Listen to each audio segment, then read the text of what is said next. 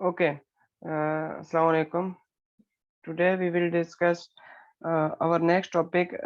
हम जो है वो इंटरेक्शंस इन इकोसिस्टम डिस्कस कर रहे थे। उसमें हमने दो इंटरेक्शंस हमने डिस्कस कर लिए थे। एक हमने पढ़ा था competition and second one we discuss the predation. ठीक है, आज हम पढ़ेंगे symbiosis which is a third interaction in the ecosystem.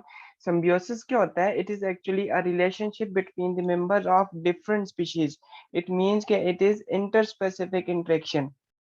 ठीक है, interspecific it is again it is between different species in which they live together for a longer or shorter period of time। ठीक है, symbiosis में क्या होता है कि दो डिफरेंट स्पीशीज के दरमियान ये इंटरेक्शन होता है जिसमें या तो वो शॉर्ट पीरियड के लिए रहते हैं या वो लॉन्ग पीरियड के लिए रहते हैं। ठीक है, there are three different types of symbiosis. Number one that we will discuss is parasitism.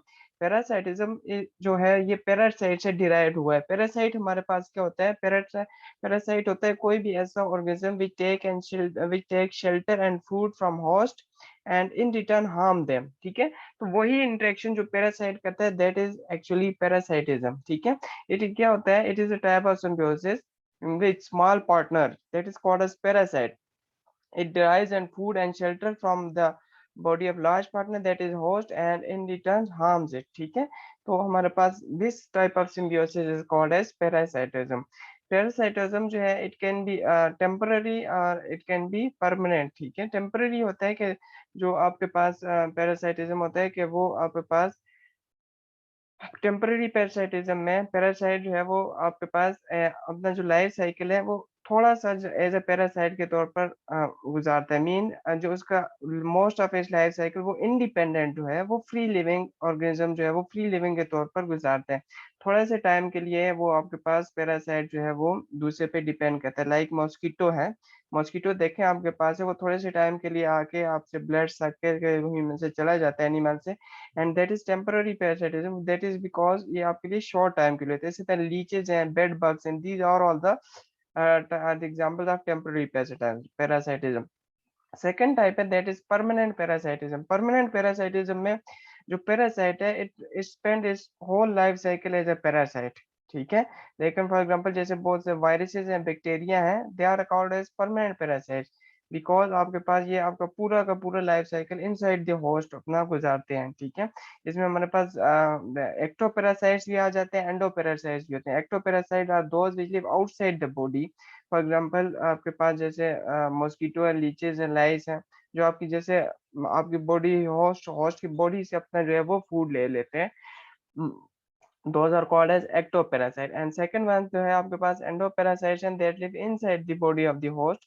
For example, bacteria, viruses, and tapeworm, ascaris, entomoeba, plasmodium, these are all the examples of endoparasites. ठीक है, तो ये आपके पास endoparasite ectoparasite ये आपके पास जो है ये भी हमारे पास दो तरह की एक टाइप आ जाती है, लेकिन परमानेंट टेम्पररी पैरासाइटिज्म भी आपके पास इसमें आ जाते हैं टाइप्स। ठीक है, अच्छा कुछ प्लांट्स भी ऐसे हैं जो आपके पास जिनमें पैरासाइटिज्म होता है। फॉर एग्जांपल जैसे केस्कुटा है, ये आपके पास एज अ पैरासाइट के तौर पर फंक्शन करता है, वर्क करता है, लाइफ गुजारता है ऑन अदर होस्ट। ठीक है, ये क्या करता है कि ये आपके पास they have special type of roots called as haustoria.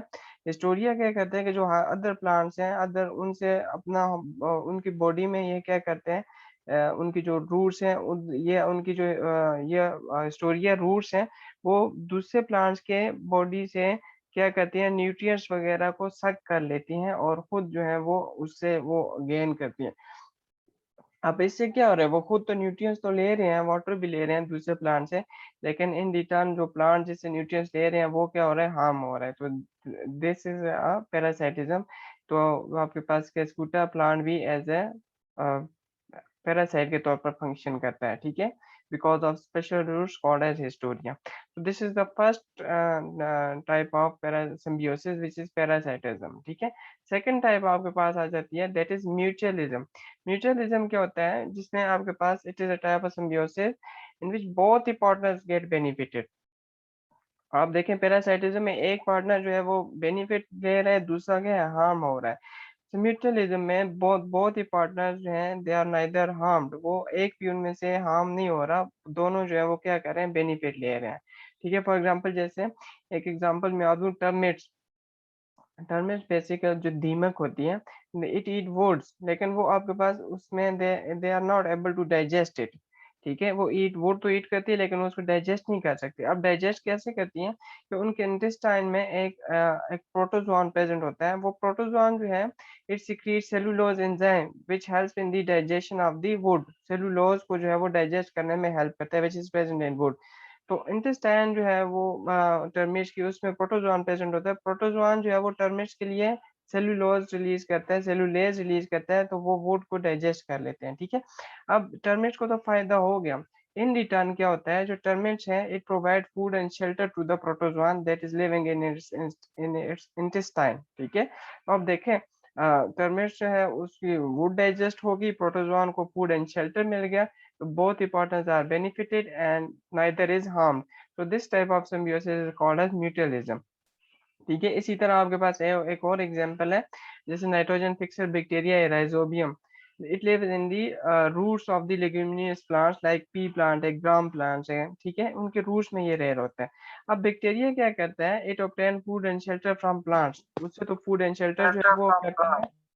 तो आपके पास फूड एंड शेल्टर उससे लेता है, एंड इन रिटर्न प्लांट्स उसको क्या प्लांट्स के लिए वो क्या करता है, it fix gases nitrogen into nitrates. कल ही हमने पढ़ा था कि आपके पास ये क्या करते हैं, नाइट्रेट्स को नाइट्रेट्स बनाते हैं, गैसेज नाइट्रोजन को कन्वर्ट करते हैं इनटू नाइट्रेट्स, तो प्लांट्स उसको इनटेक करते हैं। ठीक है, तो बैक्टीरिया जो है वो नाइट्रेट्स बनाता है, एंड बैक्टीरिया प्लांट जो है वो उसको फूड एंड शेल्टर प्रोवाइड करता है। तो बैक्टीरिया को भी बेनिफिट हो रहा है, प्लांट बेनिफिट हो रहा है, तो हम कहेंगे दिस इज म्यूचुअलिज्म, जिसमें बहुत पार्टनर जो है वो बेनिफिट ले रहे हैं। So this is the second type of the symbiosis. Third type है that is commensalism. Commensalism में क्या होता है कि आपके पास it is a type of symbiosis in which one partner is benefited, एक जो है वो फायदा ले रहा है, और सेकंड वन ना तो फायदा ले रहा है ना वो हार्म हो रहा है। सेकंड को मीन उससे कोई कोई इफेक्ट नहीं होता उस रिलेशनशिप से, उसी को उस इंटरेक्शन से। ठीक है, for example epiphytes, epiphytes are the small plants. ठीक है, वो लार्जर प्लांट्स के ऊपर ग्रो करते हैं, दे नीड स्पेस। अब जो लार्जर प्लांट्स है वो आप क्या करते हैं, वाटर एंड मिनरल्स एब्जॉर्ब करते हैं जो फ्रॉम एटमोसफियर। ठीक है, एपीफाइट जो है सिर्फ आपके पास स्पेस के लिए लार्जर प्लांट्स के ऊपर जो है वो रह रहे होते हैं, अपना जो है वो मिनरल्स और वाटर जो है वो एटमोसफियर से गेन करते हैं। अब लार्जर प्लांट्स को इससे कोई भी आपके पास बेनिफिट हो रहा है ना कोई हार्म हो रहा है, बिकॉज वो आपके पास एक छोटा सा प्लांट होता है, वो सिर्फ उसके स्पेस उसको रिक्वायर्ड होती है। ठीक है, तो लार्जर प्लांट को इससे कुछ भी इफेक्ट नहीं होता। ठीक है, तो आपके पास एपीफाइट्स है उसको तो फायदा हो रहा है because they are getting space, लेकिन आपके पास जो हायर अदर प्लांट है उसको ना तो कोई फायदा और नुकसान हो रहा है। So this type of symbiosis is called as commensalism. इसी तरह एक और एग्जांपल है सकर फिश। ठीक है, सकर फिश जो है एक स्मॉल फिश है which attach on the surface of shark.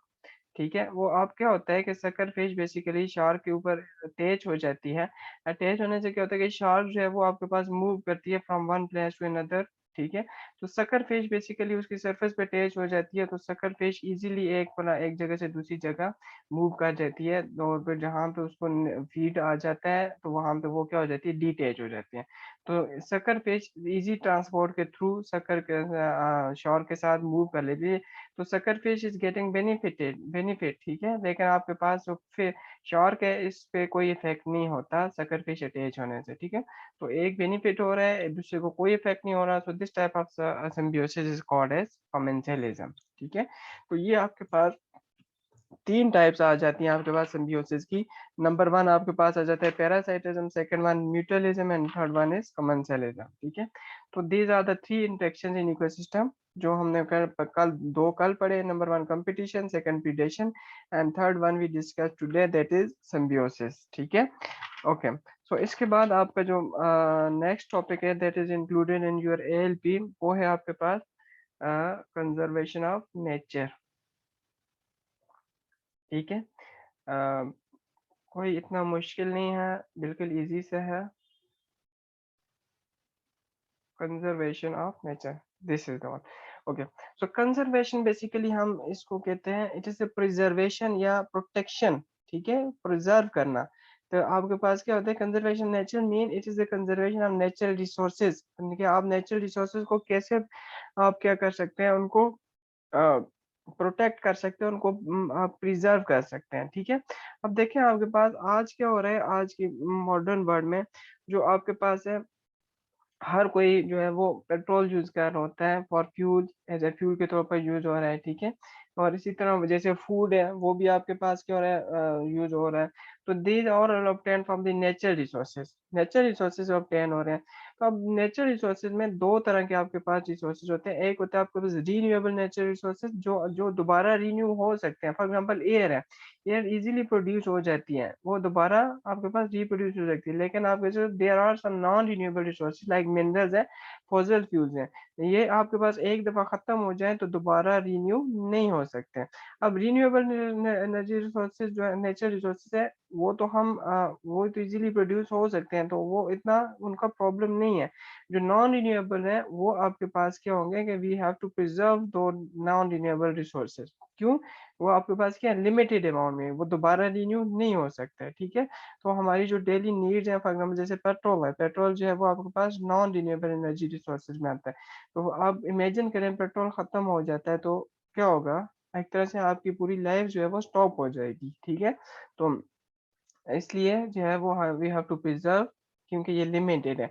अब ये इसी जो उसको कंज़र्वेशन हम कहते हैं, this is conservation of nature, ठीक है? एक रूल बनाया गया था कि आप कैसे नेचर को कंज़र्व कर सकते हैं, नेचुरल रिसोर्सेज़ को। That rule is called as 3 R rule, या इसको 3 आर प्रिंसिपल भी कहते हैं, ठीक है? 3 आर का मतलब है इसमें 3 आर आते हैं। नंबर 1 आपका रिड्यूस आ जाता है, सेकंड रीयूज़ आ जाता है and third one is the recycle, ठीक है? ये तीनों प्रिंसिपल्स अगर इन पे हम जो है वो अमल कर सकें, तो हम जो है वो कंज़र्वेशन नेचुरल रिसोर्सेज़ को कंज़र्व करने में आप जो है वो बहुत हेल्प कर सकते हैं, ठीक है? रिड्यूस का क्या मतलब है? नंबर 1 आपके पास R1 that is reduce. Reduce means कि हमें जो नेचुरल रिसोर्सेज है उनका यूज़ रिड्यूस कर लेना चाहिए। मीन उनका इस्तेमाल कम से कम करना चाहिए, उनको वेस्ट नहीं करना चाहिए, ठीक है? अब जैसे हम इसको डेली लाइफ में यूज़ कर सकते हैं, आप जैसे वाटर है हम उसको वेस्ट ना करें, इलेक्ट्रिसिटी है, फ्यूल है, इन चीज़ को हम वेस्ट ना करें। मीन्स कि इसको जितना लिमिटेड हम जहाँ पे बहुत ज़्यादा ज़रूरत है तो वहाँ पे इसको यूज़ करें, otherwise we should not use this कि आपके पास हमें इस जो उसका यूज़ है, R1 रिड्यूस का मतलब है कि हम नेचुरल रिसोर्सेज़ के रिड्यूस को कम से कम कर दें, ठीक है? फॉर एग्ज़ाम्पल जैसे आपके पास जब आप पानी यूज़ कर रहे हैं तो टैप ऑन कर लें, अदरवाइज़ टैप ऑफ कर लें जब नहीं हो रही। इसी तरह आप शॉवर के बजाय बकेट में जो है वो बाथ कर लें, ठीक है? पानी कम यूज़ होगा। लाइट्स, फैन्स वगैरह ऑफ कर दें जब आप रूम में नहीं हैं, ज जब उनकी नीड नहीं है। और इसी तरह आप प्राइवेट या अपनी पर्सनल जो है वो गाड़ी या बाइक वगैरह कम से कम यूज़ करें एंड पब्लिक ट्रांसपोर्ट जो है वो यूज़ करें ज़्यादा, ठीक है? लाइक बसेज़ वगैरह। क्यों? इससे क्या होगा कि पब्लिक ट्रांसपोर्ट तो चल ही रही है, तो आप भी उसमें करेंगे तो आपकी जो पर्सनल ट्रांसपोर्ट लाइक बाइक, गाड़ी जो भी है, तो उसका फ्यूल जो होगा वो आप क्या कर लेंगे, बचा लेंगे, ठीक है? इसी तरह आपके पास है कि हमें खाना वेस्ट नहीं करना चाहिए, जो कि बहुत ज़्यादा हो रहा होता है। जितना आप जो है वो जितना आपको नीड है उतना ही आप खाएँ, उतना ही लें, अदरवाइज़ बाकी को वेस्ट ना करें। और जो अनयूज़्ड है वो आप जो है वो पुअर पीपल को उसको दे सकते हैं, ठीक है? तो ये आप सारे स्टेप्स लेके जो नेचुरल रिसोर्सेज़ हैं उनको उनका इस्तेमाल कम से कम कर सकते हैं, ठीक है? Second thing that is reuse, second principle हमारे पास क्या रहता है, रीयूज़। रीयूज़ मीन्स कि हम चीज़ों को अगेन एंड अगेन यूज़ कर सकते हैं। बहुत सारी ऐसी चीज़ें हम उसको अगेन यूज़ कर सकते हैं जब तक वो हो सके, ठीक है? फॉर एग्ज़ाम्पल जैसे जैसे ग्लास है, प्लास्टिक बैग्स हैं, पेपर है, क्लॉथ है, ये वो चीज़ें हैं जिनको हम रीयूज़ कर सकते हैं, ठीक है? तो जब तक ये रीयूज़ के एबल हों, ठीक है? तो हमें एक चीज़ को रीयूज़ करना चाहिए। ये नहीं है कि एक दफ़ा एक चीज़ आपने यूज़ की, प्लास्टिक बैग्स आप फॉर एग्ज़ाम्पल एक दफ़ा यूज़ करें और उसको आप फेंक दें।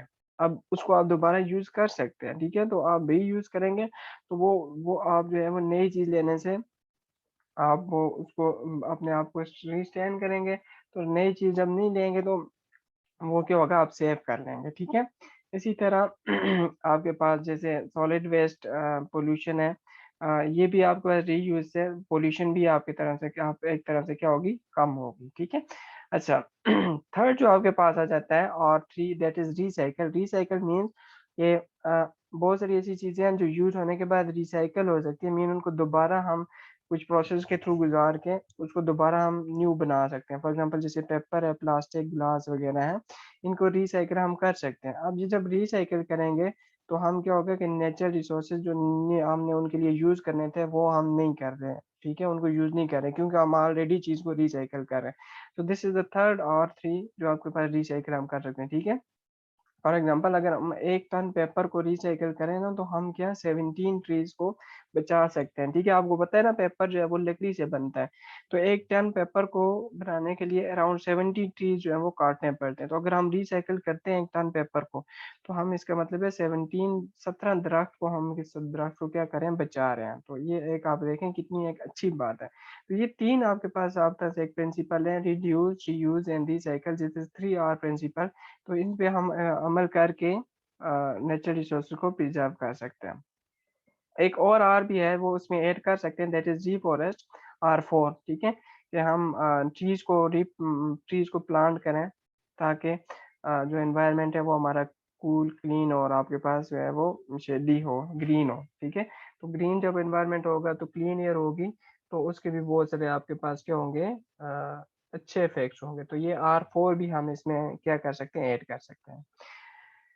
ओके, इसके बाद जो आपके पास है प्लेन्स हैं। प्लेन्स आपके पास ये डिफरेंट, आपको ALB में इंक्लूड तो नहीं है, लेकिन आप इसको एक दफ़ा देख लें कि कौन कौन सी ऐसी स्ट्रेटजीज बनाई गई थी गवर्नमेंट की तरफ से या बाकी किसी की तरफ से, NGOs की तरफ से नेचुरल रिसोर्स को कंजर्व करने के लिए, ठीक है। तो last topic of this chapter जो आपके ALB में इंक्लूड है, that is basic information about dengue fever. Dengue के बारे में आपको बहुत सारी इंफॉर्मेशन तो ऑलरेडी होगी भी, तो मैं आपको फिर थोड़ी सी बता देता हूँ, ठीक है। तो dengue basically it is a viral infection, mean कि वायरस के थ्रू आपके पास क्या होता है, ट्रांसफर होता है। एंड मॉस्किटो एडिस एजिप्टी जो आपके पास ट्रांसमिट करती है from one person to another. अब आपको पता है डेंगू जो है अब ट्रॉपिक सब ट्रॉपिकल कंट्रीज में जिसमें पाकिस्तान भी आता है, it is a major problem. 4 types हैं डेंगू वायरसेस की, ठीक है। अब डेंगू वायरसेस की 4 टाइप्स, आई मीन कोई भी एक वायरस आपकी बॉडी में एंटर हो गया तो it will cause dengue fever, ठीक है। अब होता ये है कि जब एक वायरस से अगर आप एक वायरस हो के एक वायरस आपकी बॉडी में एंटर हो गए एंड आप उससे रिकवर हो गए हैं, तो वो एक वायरस के अगेंस्ट आपके उस बॉडी में इम्यूनिटी प्रोड्यूस हो जाएगी, मीन कि आपके पास वो लाइफ लॉन्ग होगी, आपको दोबारा उस वायरस से डेंगू फीवर नहीं हो सकता, बिकॉज आपकी बॉडी में एंटीबॉडीज बन जाएगी अगेंस्ट दैट वायरस। लेकिन बाकी जो 3 वायरसेस वो आपको दोबारा वायरस डेंगू फीवर कॉज कर सकते हैं, ठीक है। तो ये याद रखना है कि recovery from one type of virus जो है वो बाकी थ्री से आपको उनके अगेंस्ट प्रोटेक्शन प्रोवाइड नहीं करती। जो WHO के accordingly around 50 million dengue infection जो है वो एवरी ईयर होते हैं वर्ल्ड वाइड में। एंड आपके पास अभी देखें तो there are about 2.5 billion people at risk from dengue. तो आपके पास देखें कितनी ज्यादा ये क्वांटिटी है, ठीक है। अच्छा, थोड़ा सा हम देखते हैं कि ये कैसे जाके आपकी बॉडी को अफेक्ट करता है। अब होता ही है कि जो फीमेल एडिस इजिप्टी मॉस्किटो है वो किसी इन्फेक्टेड पर्सन को बाइट करती है और उससे आपके पास वायरस लेके किसी हेल्दी पर्सन को बाइट करेगी तो अपना वायरस वहां पे क्या कर देगी, इंजेक्ट कर देगी थ्रू हिज सलाइवा, ठीक है। सलाइवा के थ्रू आपके पास वो इंजेक्ट कर देगी। अब जैसे ही वायरस बॉडी में एंटर होगा वो अब डायरेक्टली जाके आपके वाइट ब्लड सेल्स को अटैक करेगा। वाइट ब्लड सेल्स जो आपके इम्यून सिस्टम का हिस्सा होते हैं, तो डायरेक्टली जाके उनको इफेक्ट करेगा। तो जैसे ही white cell blood cell destroy होंगे तो आपका इम्यून सिस्टम जो है वो ऑटोमेटिकली क्या हो जाएगा, वीक हो जाएगा। वीक होने की वजह से उस वायरस के अगेंस्ट वो लड़ नहीं सकेगा। सिवियर केसेस में ये होता है कि वायरस आपके लीवर एंड बोन मेरो को भी इफेक्ट करते हैं, ठीक है। तो ये लीवर बोन मेरो बेसिकली आपके पास ये ब्लड जो है वो ब्लड सेल्स बनाने में क्या करते हैं, मदद देते हैं। तो लीवर बोन मेरो जब इफेक्ट हुए तो आपके ब्लड में ब्लड प्लेटलेट्स की क्या हो जाएगी, कमी हो जाएगी। ब्लड प्लेटलेट्स कम हुए तो ब्लड जो प्लेटलेट्स हैं वो आपको पता है कि आप ब्लड क्लॉटिंग में हेल्प करते हैं। तो प्लेटलेट्स कम हुए तो आपका ब्लड जो है वो क्लॉट नहीं बना सकेगा and it will start bleeding, वो ब्लीडिंग स्टार्ट हो जाएगी, ठीक है। तो डेंगू फीवर के सीवियर केसेस में ब्लीडिंग स्टार्ट हो जाती है। इसके अलावा और इसके सिम्टम्स क्या हैं, हाई फीवर, सीवियर हेडेक है, pain behind the eyes, muscles and joint pain, pain and rashes, ये सारे आपके पास क्या हैं, these are the symptoms of the dengue fever, ठीक है। ओके, अब होता ही है कि सम टाइम जो डेंगू फीवर है वो कन्वर्ट हो जाता है इनटू डेंगू हेमोरेजिक फीवर और इनटू डेंगू शॉक सिंड्रोम, ठीक है। DHF या DHS, these are the 2 types आप कह दें कि डेंगू फीवर कन्वर्ट हो जाता है या तो डीएचएफ में कन्वर्ट हो जाता है या तो आपका डीएचएस में, कुछ केसेस में होता है, सारे केसेस में नहीं होता, ठीक है। डीएचएफ या डेंगू हेमोरेजिक फीवर आपके पास क्या होता है, इसमें क्या होता है कि ब्लड प्लेटलेट्स की जो क्वांटिटी है वो बहुत लो हो जाते हैं, एंड ब्लड प्लाज्मा आपका क्या कर जाता है, लीक करने लग जाता है। लीक क्यों करता है, because of low blood platelets. उसमें क्या होता है कि ब्लड प्लेटलेट्स वो क्लॉटिंग नहीं कर सकते, ठीक है। So this is dengue haemorrhagic fever. Second जो है वो डीएसएस डेंगू शॉक सिंड्रोम, इसमें ब्लड प्रेशर एक्चुअली फॉल कर जाता है, बहुत लो, डेंजर सी आप क्रिटिकल लेवल पे क्या कर जाता है, लो कर जाता है, ठीक है। So these two are the आपके एक तरह से टाइप्स हैं, dengue haemorrhagic fever and dengue shock syndrome. अब आते हैं इसकी ट्रीटमेंट पे। तो देयर इज नो वैक्सीन और ट्रीटमेंट फॉर डेंगू फीवर। एक ही सिंपल सा हाल है इसको बचाने के लिए कि आप इसकी ट्रांसमिशन को स्टॉप करें। ट्रांसमिशन कैसे स्टॉप करेंगे, तो जैसे आपके पास एडीज एजिप्टी है, इसकी आप इसकी ग्रोथ को, इसकी नरिशमेंट को आप क्या कर लें, स्टॉप कर लें, ठीक है। ये जो एडीज एजिप्टी है बेसिकली ये वाटर पे ग्रो करता है, ठीक है।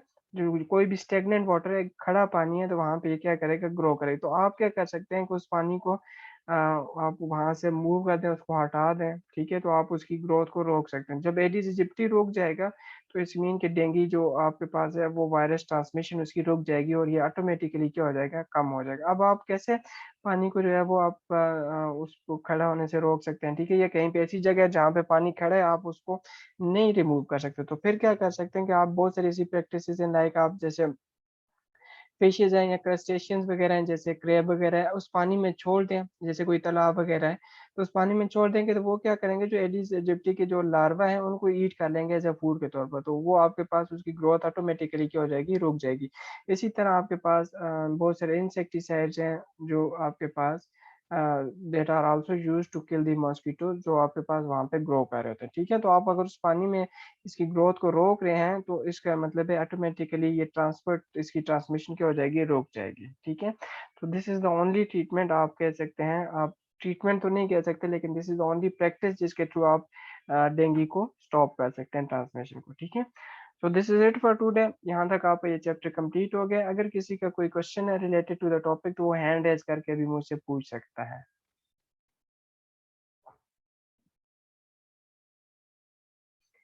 किसी का कोई क्वेश्चन नहीं है, ठीक है, ओके। सो